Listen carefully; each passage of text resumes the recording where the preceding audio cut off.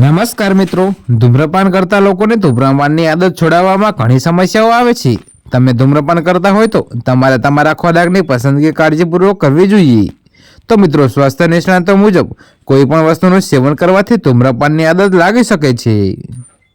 જી હા મિત્રો, કોફીની અંદર કેફીનનું પ્રમાણ હોય છે. વધુ પ્રમાણમાં કોફીનું સેવન કરવાથી તમને હાઇપરટેન્શનની સમસ્યા થઈ શકે છે, જેના કારણે ધૂમ્રપાનની આદત લાગી શકે છે.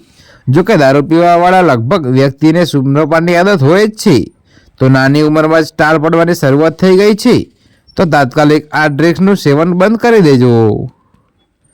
તો મિત્રો, વધુ પડતા સુગરવાળા અને ફેટવાળા પદાર્થોનું સેવન કરવાથી તણાવની સમસ્યા વધી શકે છે.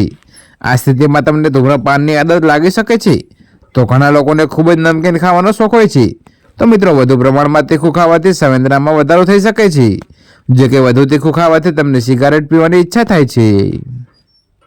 તો મિત્રો, જે લોકો બીડી અને સિગારેટ પીતા હોય છે તેમને ફેફસામાં કેન્સરની સમસ્યા થઈ શકે છે.